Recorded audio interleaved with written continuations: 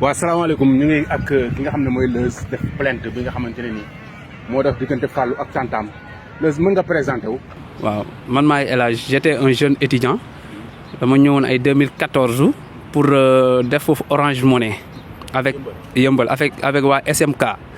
léegi poste bi ñu ma jox puisque j'habite à Yeumbeul ñu jox ma poste boo xam ne en face police bi la kesque bi foofu la nekkoon léegi may dawal Orange Money ba 2015. ba 2015 bi 2015 jotee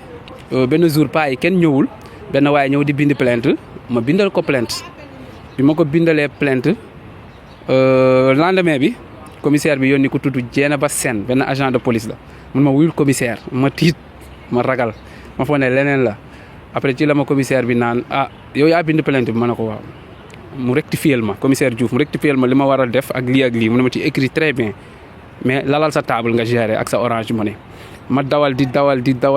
pendant 1 an et quelque ma bàyyi Orange Money bi parce que journée li ma doon am si plainte bi dafa bëri loolu weesoo nag jamono di dox ma ñëw si cadre Fallou nag ñi ma bindal plainte bëri na man j'ai écrit plus de 1000 plaintes si police bi parce que 7 ans du 7 jours du 7 semaines waaw Yeumbeul foofu ñëpp a ma xam ok léegi Fallou benn jour la ñëw ay 7 heures 8 heures suba teel parce que man damay teel a xëy 6 heures du matin jaaykat café bi Momadou nekkatu fa ndeysaan suba teel damay xëy bi mu ñëwee mu ne kan may bind plainte ma ne ko maa ngi nii ñun paa yi ñett lañ mais man maa fay jiitu man la Nguer Albert yal na ko yàlla yërëm xaare ko aljana après fin bi la caam ñëw léegi après bi mu ñëwee ma bindal ko plainte bu ma koy bindal dafa wax ma ne ko comme que sa yaay dundul moom est-ce que doo dem ngeen négocier rek affaire de tante la mu ne ma non bàyyil ma bind rek Fallou bi mu ñëwee ma bindal ko plainte bi ma ko bindalee plainte bi après 4 heures de temps 3 heures 11 heures midi Fallou ñëwaat xaw ma nag kooku papam la xaw ma du papam je ne mens pas il était revenu avec un vieux et une dame ñoom ñoo ànd ñëw bi ñu ñëwee Fallou mu ne ma damaa bëgg a bàyyi plainte bi nan laay def ma ne ko donc da ngay ñëw ma bindal la lettre de désistement xam nga man bu duggee ci biir foofu du ma ci xam dara policiers yi ñooy enregistré ñooy def lépp ma bindal ko lettre de désistement mu ñëw woon ma mention bi ma wanee mention bi ma ne ko ok annulé nga téyel sa mention rek pour en cas bu problème amaatee après 3 semaines environ 1 mois Fallou ñëwaat fekk ma fa mu ne ma El Hadj ma ne ko waaw mu ne ma man de damay bindaat plainte bi te du ma ko dindi ma ne ko bon lu xew mu ne ma maire bi dafa maa menacé nee na dina ma tëjlu ce sont les propos de Fallou j'ai été clair mu ne ma dina ma tëjlu ma ne ko dina la tëjlu ma ne ko Fallou fii yàlla rek moo fi nekk soo naru dem kaso doo dem te boo naree dem kaso da ngay dem après ci laa conseillé Fallou ma ne ko su ma sañoon est-ce que doo génn kër gi rek comme que am nga en face ñoo xamante ne ñu ngi lay jàppale mun nga fanaan mu ne ma non sama kër baay mënu ma faa génn xam nga tamit mënu ma sori ci foofu kër baayam la par la suite ma bindal ko plainte bi ma ko bindalee plainte bi mu dugal ko bu mu ko dugalee après man damaa dem Kédougou avant may dem Kédougou tase naa ak moom Mbedd Fass pharmacie Afia 5 jamono boobu damay ànd ak agent de police léegi brigadier la sax ñuy wax Abdou Gueye sama gaañ la woon damay ànd ak moom fu muy montaree damay taxaw foofu yaa ngi dégg man nuyu ko mu ne ma cas bi ñu ngi ci ok deuxième plainte bi nag Fallou dafa ñëw tag maire bi ñëw d'habitude ñun police ñiy bind plainte xam nañ bu baax kii bu jiitoo rek keneen ki day ñëw maire. kon yow maire bi. def na moom bindul plainte Fallou moo ko bind plainte léegi da ngay maire bi bind na plainte. maire bi maa ko bindal plainte man mii maire bi fekkee mu may gis jour boobu sax ndeysaan je me rappelle très bien bëgguma woon wax mais je vais tout dire je me rappelle très bien xale yu jigéen ñi élèves yi bu ñu rombee El Hadj maire bi di ma tooñ di ma xanaa yaay chef de quartier mais xam nga plainte boo bindee ñun nous sommes des écrivains publics ñun dañuy maandu même bu ma bindee ñaar yëpp man damay xam dëgg bi fu mu feetee mais du ma policier du ma adjudant de police du ma commissaire de police du ma lieutenant de police kon je suis mal placé pour régler ay cas sa cas nag mun na ñëw ma ne la soo lii boo ko dugalee lii moo la ciy fekk maire bi muy ñëw indiwul médical indiwul dara te xale bi sooxul deful dara ñu ngi toog si sama banc moment boobu xam nga si miwuma xale bi mais moment boobu ci ay bët elle marchait correctement ba bu ñuy dugg si police bi di génn. est-ce que gis nga benn signe bi wane ne kii dañ ko violé. non gisuma jour boobu premier jour bi gisuma ko léegi man nag li ma ci gën a yéem maire bi mu may dëgg su may wax ak xale bi après man maa dem sax ba wax maire bi bàyyil kii mu wax mun na wax xale bi dafa doon wax normal dafa doon wax mais wax bi xawuloon kii quoi mais boo waxee rek c'est day xool maire bi wax Fallou moom ak baaram moom waxul bant de waxul bant. day xool yaay ji. soog a su ma ko posé question kay il faut mu xool yaay bi soog a wax loolu moom maire baa ngi may dëgg léegi nag par la suite ci laa dem Kédougou bi ma demee Kédougou ñëwaat man barki démb même pas une semaine laa yëg ne Fallou tëdd na 5 ans prison ok témoignage bi nag defuma ko pour Fallou day gën ak Fallou mu ngi prison wala yooyu defuma ko loolu de parce que dama gis mu xaw a métti te man bindoon naa plainte te su ma nekkoon ci commissariat yëmbal wala di bind ay plainte ba léegi du ma toog fii di ko wax parce que sama profil mayu ma nekk si commissariat di dévoiler yenn yi mais pour le moment bindatuma plainte bàyyi naa lépp luy plainte kon su ma bësee bindal nit plainte parce que man plainte yi may bind yëpp cas fréquent yi ay cas meurtre yi booy Fallou bu ñu ko doon rëy ngir booy Yacine affaire yooyu ay cas meurtre viol yu fa romb yëpp du ma ko fàtte dama koy téye sama bopp te Fallou dafa doon va et vient ñëw ba sama kanam miin ko carrément ak maire bi kon maire bi mag la nag yàlla na ma yàlla baal bu nee bindalu ma ko plainte dafa wax lu ko neex te man j'avoue que un commissaire de police du la déférer sans plainte pour man quoi sama xalaat bu gàtt quoi je ne suis pas juriste ni un homme de droit mais am na lu ma for dara ci wàllu plainte yi tey commissaire yi ma gis yëpp li ma gis ci poste de police ou bien commissariat yëpp soo ñëwee di bind plainte soo ñëwee di am sa problème dañ leen demal ci biti nga bind plainte wala yow nga bind sa plainte sa kër nga ñëw comprendre nga jour boobu noonu bi mu bindee plainte ba pare man maire bi après gisatuma ko quoi wax dëgg yàlla mais man maa ko bindal plainte en plus damay lancer appel démentiruma commissaire démentiruma adjudant ni agent de police ni juriste ni procureur ni juge ñoom seen liggéey la ñuy def nu mu def ba am certificat médical bi je ne dis pas que faux médical la parce que man loolu du ma ko wax parce que man mosuñ ma indil faux médical man mosuñ ma ko indil luy indi yëpp fu médecin la mais lan mooy yóbbu médecin bi ba mu ko bindee loolu mooy wax bi parce que peut-être moom mooy gaañ doomam peut-être laa wax quoi wala peut-être doomam daanu gaañ wala mu demee neneen déglu naa interview am ci ay waxam boo dégloo mu ne la sama doom Fallou yàgg na di fooye taatoom ba pare ci biir kër gi lañ ko doon nës-nësal mais yow d'abord tu connais yow d'abord tu n'es pas correct loo xam ne yow lii du yoon doo ko teel a dénoncer nga ne yow dem nga tamit si gynécologue maa ko déglu nee na dem na si gynécologue bi bu mu demee gynécologue bi mu ne ko ñeenti yoon yaa ngi fi ñëw boo fi ñëwee nag bii fa man maay def sama liggéey mais gynécologue n'est pas un policier ni un gendarme qu'on se dise la vérité il est ou elle est loin de régler ce problème après beneen kii bu ma ci gën a jaaxal nee na gynécologue bi bu mu xoolee bindal ma médical ba pare dafa laaj kan mooy Fallou Fall te man waxuma ko tuuru Fallou Fall gynécologue nan lay tegee si góom si taatu jigéen yàlla na ma baaleel ma si kàddu bi xam gis deret mu ne tuuru diw la nan la koy identifier gynécologue du ci ndey ok loolu moom yenuwul maanaam par contre man maire nu mu tuddati Ami Dieng Fatima Dieng voilà Fatima Dieng je ne suis pas là pour yow je ne suis pas là pour Fallou bu defoon man sama yoon nekku ci mais man li ma bind Fallou maa ko bindal plainte ñëw na avertir moo boobu moo ma laal ma xam ne avertir na woon te li ci ëpp da ngay gis jigéen ñi di def yenn pexe pour tëj lu góor yi ay a été averti wax dëgg yàlla yow ñoo nga ma bindal la plainte maire xaw ma nag ba xam demaat nga si keneen xam nga mën nga bind plainte fii ba pare demaat feneen bind plainte yaa xam mais commissaire de police moom yaakaaruma mu déféré la sans plainte quoi man yaakaaruma ko te moom nee na deful plainte sama xalaat bu gàtt quoi peut-être mun na nekk nag aduna moom lu nekk sa xam-xam moom munoo xam lépp mais pour vrai dire bindal naa ko plainte quoi bindal naa leen ñoom ñaari plainte mais munu ma woon wax parce que yow doo toog si commissariat di bindal ay nit plainte di wax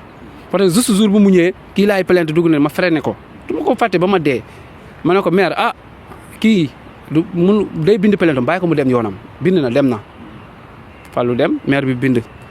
mais bi muy wax comme li ma la wax xale bi su ko xoolul du ma tontu wallahi azim barki Serigne Babacar Sy yàlla moo tax may waat. léegi moom bu mu ñëwee lan la wax ci kaw Fallou Fall ne moom la koy def. voilà moom daf ma ne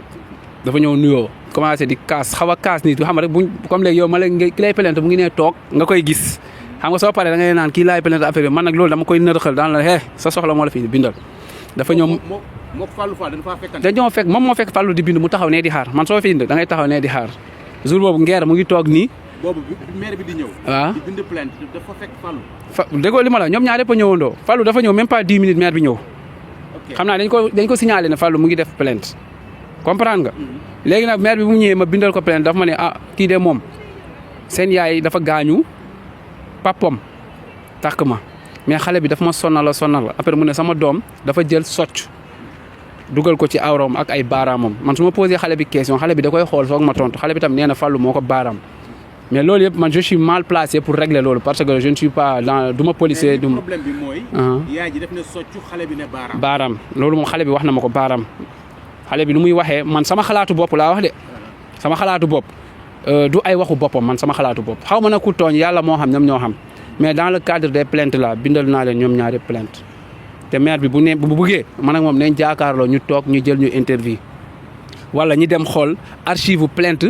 commissariat yëmbal yëpp 2019 ba 2020 fekkee réerul dafa plainte yi day réer wala fallu mun na denc ay mention mais man li ma gën a jaaxal munoo déférer nit sans plainte peut-être mais sama xam-xam laa wax quoi en plus damay lancer appel gis nga gars yi da ngay jékki-jékki ñu lay wax ci police xamul dara police amul justice nañ def attention police fekk siwul kenn police bu la fekk see yaa ko woo wala yaa ñëw fu mu nekk n'est-ce pas loolu ñëpp xam nañ ko les police boo ñëwee na nga indi lu sukkandiku kon kooku dafa indi médical kon de commissaire bi day rendre compte procureur mu ne ko indil ma ko procureur tam bu ñëwee si médical boobu lay sukkandiku mun nga ñëw indi sa plainte ba pare chef de poste bi boo ko fekkee ci poste bi comme boo ñëwee accueil bi si poste bi mun na la accepter plainte bi après nga dem indi médical comme mun na la ne téyel sa plainte boo demee nga indaale médical nga boole mais d'habitude boo ñëwee indi plainte comme man tey ma bind ma ne je viens par cette présente déposer une plainte contre Ismaïla pour CBV ñoom bu ñu gisee CBV bi dañuy def coups et blessures volontaires léegi bu ñu gisee loolu dañ lay laaj ana médical bi fekkee indoo ko dañ lay naan suba 10 heures dañ la convoqué booy ñëw wala lundi booy ñëw indaale médical wala soit ñu ne la téyel sa plainte nga dem ut médical d'habitude nag lu ci ëpp tamit ça dépend si chef de poste bi quoi wala mu ne la gis góom bi léegi-léegi bindagoo plainte comme mu gis ni da ngaa gaañu ni bindagoo plainte nga expliqué ko cas bu villa day naan demal ut médical nga ñëw soog a déposer plainte waaw noonu la waaw noonu lay demee léegi ki nga xam dañ koo violé naka lay mën a nekkee juge bi dëj ko sans preuve ok wala buy wane ne kat kii nii dévergé wuñ ko ba pare ñu tëj ko 15 ans loolu si sa xalaat ok juge tëju ko sans preuve juge du tëj nit sans preuve mënul nekk procureur mooy joxe verdict juge tëj te juge du la tëj sans preuve maanaam preuve bi mooy médical bi ma la wax rek yaa ngi dégg li ma la juge benn du la tëj sans preuve tey man mun naa fi sàcc këf sa téléphone dem nga woo sa xarit témoigne ma tribunal naan kii de ma bu nga koy këf maa ngi koy gis force dañ may tëj juge du la tëj sans preuve benn ñaar viol dafa bëri façon viol du question on a déviergé la fille on peut violenter sax yow mun nga dóor nit nga gaañ ko kii yëpp loolu yëpp ay viol la tey boo seetee d'après li ma dëgg si gars yi di wax ñu ne xale bi dafa nekk ak ndawam maa ngi koy dëgg loolu nag fekkeewu ma ko mais nit mun nga ko gaañ te eggoo si koom fekkee pénétré woo maanaam yow da nga tentative de viol rek dañ lay tëj mu mel tentative de vol su may tenté sàcc sa kii sa xaalis tey ay milliards di défoncé ma ñëw sàccu ma police téye ma daf may tëj comprendre nga affaire viol yi dafa bëri façon y a de manière différente pour violer la personne même góor dañ koy violer waaw mais nag juge moom du tëj nit fekkee amul preuve peut-être que maire bi moo wut ay pexam yoo xamante ne rafet na si bëtu médecin bi parce que man maire bi muy indi médical fekkuma fa plainte rek laa ko bindal peut-être après la affaire bi daw fekkee jugee naa fa xam nga xaw ma nag déferment bi nu mu demee fekkeewu ma ko pour vrai dire. bi nga dégloo émission maire bi ban jàngat nga def ci émission non dama yéemu parce que d'abord moom fu mu juumee nee na Fallou moo ma njëkk a indil plainte moo ma jiitu loolu jeexal na wax chef de quartier moo ma woo ma dem wuy ji jël plainte bi fii ku dee ak sa bàmmeel man bëgguma woon feeñ ci image yi nii j'aime pas mais sama voix yombal ñi ma xam ñëpp xam nañu maa wax maa doon bind foofu plainte mais boo gisee ma feeñ pour mu xamee ma man bindal naa ko plainte pour mu xamee ma bu baax sama banc bu ndaw boobu noonu ñaari nit ñoo ciy toog bindal naa ko plainte vraiment pour vrai dire du ma ko dégloo nag ndeysaan xam nga mag man nit du ma la sa wax soo waxee dara du ma ko kii quoi damay xam li may xam rek mais li mu wax moom amul vraiment bindal naa ko plainte pour vrai dire bindal naa dafa xaw a ñuul léegi nii sax maire bi dafa xaw a ñuul tuuti xaw ma caméra bi moom nag xaw ma lan mais bindal naa ko plainte pour vrai dire waaw. bi mu kiyee noonu affaire bi jaaxal na ma nag la fekk mu ne moom bindul plainte xam nga daf ko rëcc xaw ma lan la quoi mais bindal naa ko plainte. xam nga lu ñuy wax rek nu mu tuddati olof bi lu mu wax nee na dëgg xam nga nu ñu koy waxee. du boobu maanaam tey dëgg moo am doole. waaye xam nga fen bëri na doole waaye dëgg ko mën. très bien léegi nag boobu noonu wax boobu dama see jàng lu bëri ci plainte yi quoi woykat boobu xam nga ku ko wooyee waaye dama see jàng lu bëri. léegi des fois nag loolu da ngay foog ne police moo xamul dara fekk du si police léegi moom phénomène moo ñor ci diggante moo xam nga tey Fallou bi maire bi lu mu wax ñun amuñu caméra surveillance gisuñu fu mu ko defee gisuñu dara te témoignage yi ma dégg ñu ne Fallou ci kaw la nekkoon te yow nee nga jour bi ngay yuuxu jour boobu nga lañ violé Fallou lañ violé sa doom te yow nee nga sa doom Fallou yàgg na ko kii nga koy traité ci kër gi quand même qu'on se dise la vérité waaw nga koy laam-laamal te yow nee nga benn jour maire yi génn yëpp nee nañ dañoo témoin Fallou nii Fallou di muy yuuxu ci Fallou dafa doon nelaw papa moo ko yee téléphone alors que yow tu as dit que yàgg nga traité cas boobu noonu di defar sa doom di ko defar si kër gi xam nga kon yow yaa njëkk a def corruption pour man quoi si waxam laa dëgg man dama doon xaar déglu ñaari version yëpp mais maire bi moom waxam yeneen yi intéressé moom mais su ne bindul plainte boobu dafa wax sawam rek waaw. mot de la fin mooy maanaam jigéen ñi nañ arrêté nañ xool ci yàlla ay góor yàlla yu bëri ñu ngi fii man nit fay na ma nii naan ma booy plainte bi na saf police yëmbal billaay jigéen plainte bi na saf ma ne ko non plainte bi lu koy safal si say kaddu la xam nga tey am na yenn mots yooyu utiliser presque man benn jour mës naa testé dañ ma ne carrément am na yenn mot bu ko utiliser benn jour commandant Boubou Diallo mu ngi may dëgg fi ma mujjee nekk may jàmm gën benn jour dama doon bind def je viens par cette présente déposer une plainte contre exemple Ismaïla ma koy def benn jour ma gis benn livre Senghor dama doon lire ma gis Senghor bind je viens par cette présente missif commandant bi ma bindee dafa ma woo si poste bi mu ne ma missif dafa vulgaire maanaam moo bu diis la bu ko di bind si plainte yi kon tey am na yenn mots yooyu employé rek day nduroog leneen sa xam nga fu may waxee kon boog dans ce cas nañ arrêté parce que plainte bi soo ñëwee ñun loo wax rek la ñuy bind mais looy def rek xool ci yàlla quoi nañ bàyyi jeunesse bi ñu bëri ñu ngi ci kaso bi defuñu dara mais buñ koy aj ci ay justice ay procureur wala juge ñooy defuñu dara procureur Seydi ñëwul fekk si la yow yaa dem fekk si ko léegi moom nag li ko xelam jeex tey man ak yow bu ñu amoon problème témoin ñëw man la ñuy tëj témoin bu waxee dëgg la rek man dañ may tëj léegi nag affaire bi xam nga lan la adduna bi ku nekk boo wéetee xam sa bopp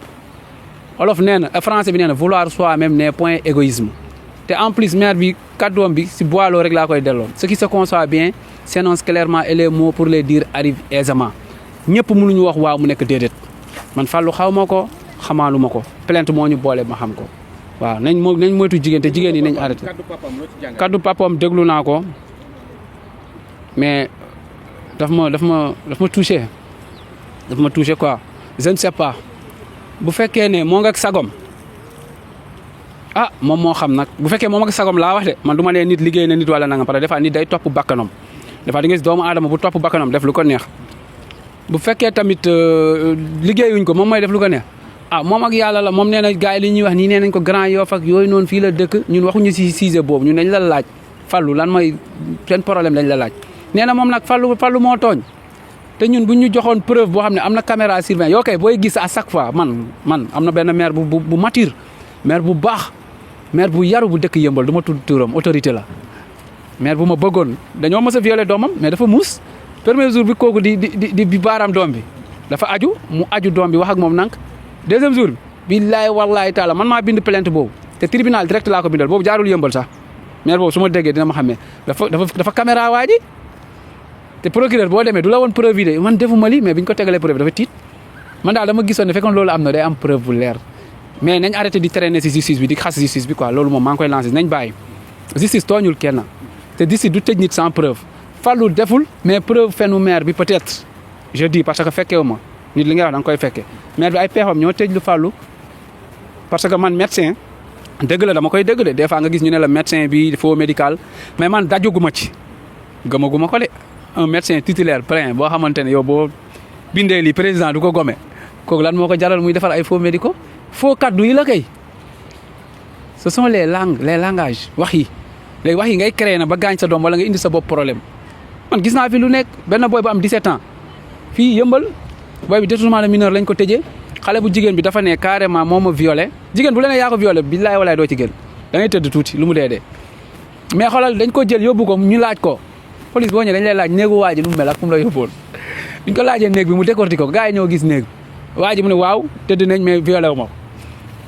mais foofu tamit dama bëgg justice xoolaat bu baax tuuti quoi article yi. xale bi est-ce que laaj nga ko fan la Fallou violé baaraame ak nan la baaraame. non laajuma ko dama ko ne yow lan moo xew rek kan moo la def kan moo la gaañ lan moo xew mu ne ma Fallou moo ma baaram Fallou moo ma baaram mais yaay bi moo koy interview des fois première fois bu muy ñëw dafa ne soccu la mais après dafa ma ne Fallou moo ma baaram xale bi moom foofu rek la taxaw mais bu may wax ak moom pour vrai dire day xool yaay bi nit lépp lay wax xoolal ci yàlla suñu borom. man daal loolu laa gëm lépp lu waay di def na xool ci yàlla te di nga xam ne di nga ko layoo sa bàmmeel benn jour di nga wéet sa bàmmeel yaa ngi dégg Munkar ak Nakiir nee la tel jugal toog boobaa nag kenn demagul aljana kenn demagul safara de loolu dama bu ngeen bàyyi ci xel du waliw du sëriñ bi du kenn demagul aljana kenn demagul safara ku nekk nag sa bàmmeel moo lay wéttali comme ay gént maa ngi nuyu Ndiasse tamit mooy photocopieuse boobu kooku sëriñ la Ndiasse borom baax la moom tamit il m'a beaucoup servi de leçon maa ngi nuyu population yëmbal yëpp di nuyu Diary Thiam Ndoye comprendre nga waaw di nuyu famille bi yëpp di ñëw monsieur Ngom gars yi maa leen di nuyu incha allah yal na yàlla def jàmm ok.